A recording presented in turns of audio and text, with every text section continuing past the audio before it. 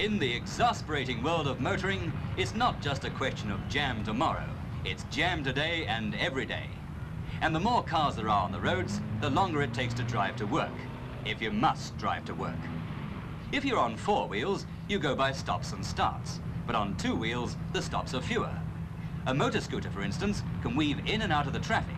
Some motorists look on them as a bit of a nuisance, but they often leave the highest powered car in the jam just standing.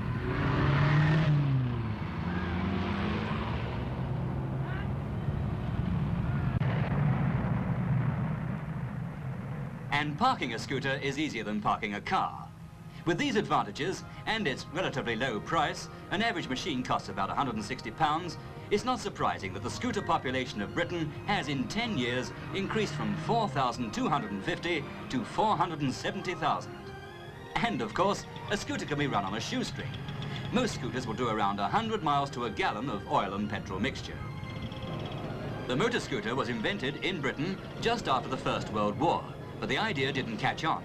In World War II, a special machine was produced to be dropped with paratroops into enemy-occupied territory.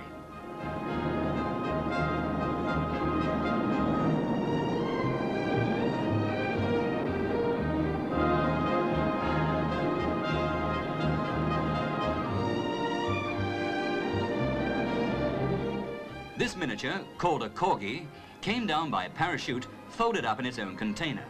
It was easily unfolded and was ready for use in a few seconds.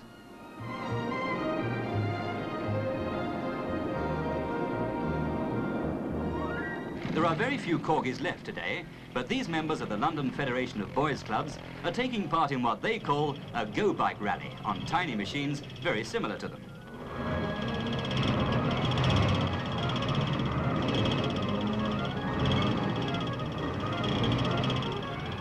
Today's version of the corgi has no gears and is very simple to drive, and it doesn't go very fast. But it's just the thing to put in the boot of the family car if you don't want to drive into a busy shopping centre.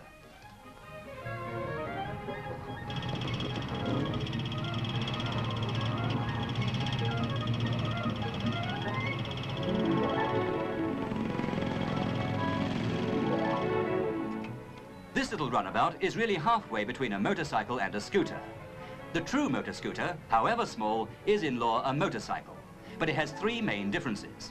The wheels are very much smaller, it has an open frame with a foot platform, and all its working parts are completely enclosed. Phew, what a getaway! Like a motorcyclist, a learner on a scooter doesn't have to be accompanied. But this Italian scooter is fitted with a specially designed dual control to make learning to ride safer on the highway.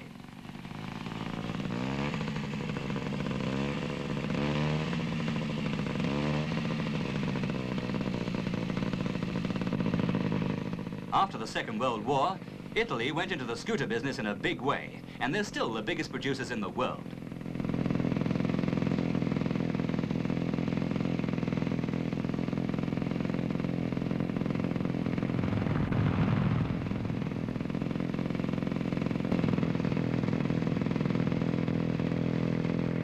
With the vast increase in scooters have come scooter clubs, more than 600 in Britain alone, with about 20,000 active members, more than a quarter of them women. This is a club outing to Box Hill in Surrey, but clubs like this will travel thousands of miles on holiday and to scooter rallies all over Europe.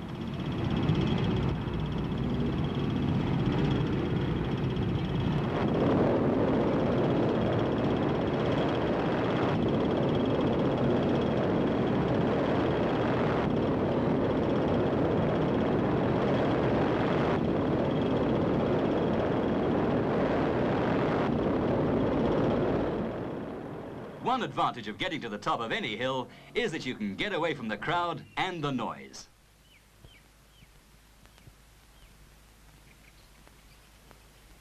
About 4,000 people who like crowds and scooters gathered at London's Crystal Palace for a mass scooter rally.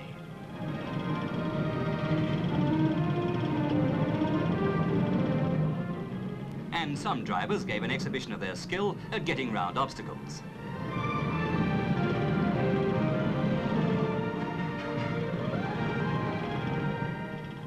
At the end of the rally, there was a grand parade of all the scooters, many with sidecars.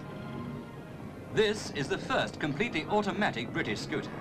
Its gears and clutch are self-operating, and, say the makers, a novice with no previous experience can get on it and drive away.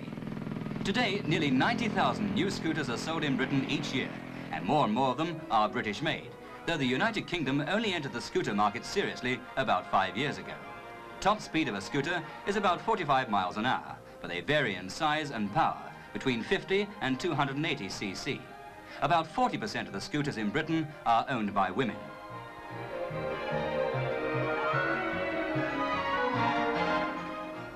This new light scooter has been designed with women in mind, but before it reaches the public, it is man-tested. Every scooter in Britain is given a road test before it leaves the manufacturers, and 4 in every 1,000 made by this firm are also given tests equivalent to 6 months' wear in normal conditions. Of course, these scooters never reach the shops. Here, on a tank testing course, a new scooter is put through its paces. Upper gradient of 1 in 2 over soft, loose ground to test power, road holding, steering and general strength. Rushing downhill and hitting bumps to test the suspension.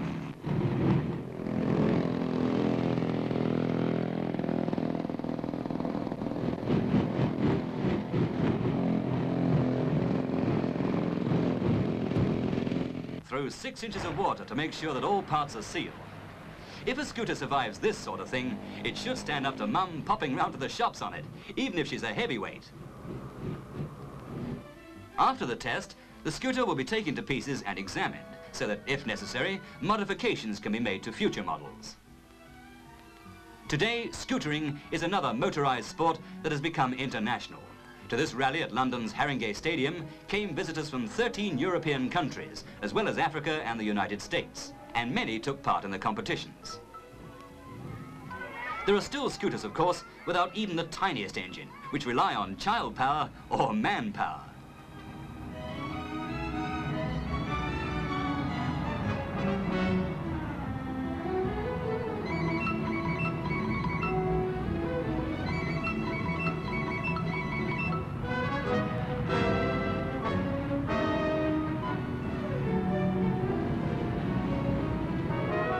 Maybe if traffic jams go on getting worse, we shall see people arriving on these too. Because if things got quite impossible, you could always tuck this sort of scooter under your arm and run.